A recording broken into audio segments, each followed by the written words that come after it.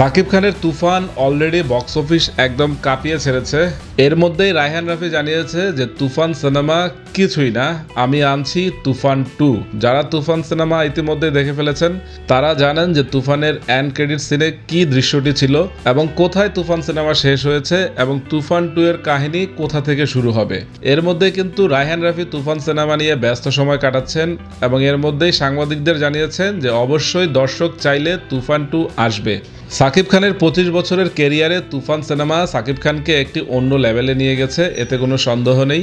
এবং রায়হান রাফিও তুফান সিনেমা দিয়ে তার যে পরিচালক সত্তাটি আছে সেটা দিয়ে কিন্তু দেশের এখন 1 নম্বর পরিচালক বললেও ভুল হবে না। আমরা কিন্তু আগেই জানতাম যে রায়হান রাফি এবং সাকিব খানের জুটিটি বক্স অফিসে অবশ্যই বাজিমাত করবে এবং হয়েছেও তাই। তুফান সিনেমা অলরেডি মাল্টিপ্লেক্স থেকে শুরু করে সিঙ্গেল স্ক্রিন সব জায়গায় কিন্তু তার বক্স অফিসের ধারাবাহিকতা বা গ্রস কালেকশন ধরে রেখেছে।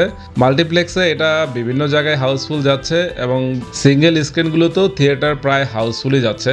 তো তাহলে দর্শকদের চাহিদা আছে তুফান সিনেমা নিয়ে, তো আমরাও চাইছি যে তুফান 2 সিনেমা অবশ্যই আসুক, কারণ কাহিনীর যেহেতু শেষ হয়নি, কাহিনীর তারপর কি হলো সেটা আমাদের জানতেই হবে। তো তুফান সিনেমায় চঞ্চল এবং সাকিব খানের দ্বৈরথ কি পরিমাণ জমেছে যারা দেখেছেন তারা তো বুঝেছেনই। চোর পুলিশ খেলা মাত্রই জমে উঠেছিল, এর মধ্যে সিনেমা শেষ। তো এখন তুফান 2তে কি ঘটবে সেটা কিন্তু ধারণারও বাইরে।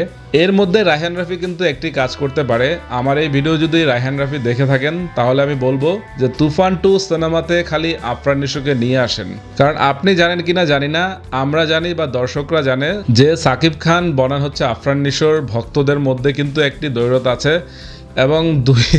এবং সাকিব খান এবং নিশোর ভক্তরা কিন্তু ব্রাজিল আর্জেন্টিনার পর্যায়ে চলে গেছে, আপনি হয়তো জানেন না।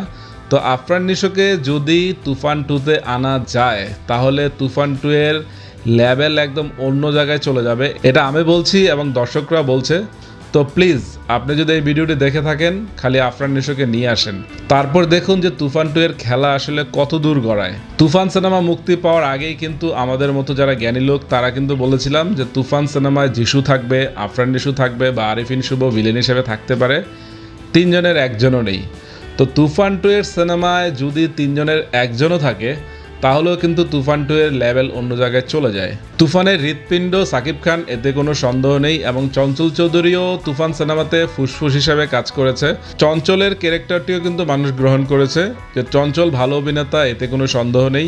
সেও যথেষ্ট ভালো অভিনয় করেছে তুফান সিনেমায়। কিন্তু সাকিব খানই যেন পুরো সিনেমাতে তার ছড়ি ঘুরিয়েছেন, মানে সাকিব খান এই সিনেমার বললামই তো হৃৎপিণ্ড।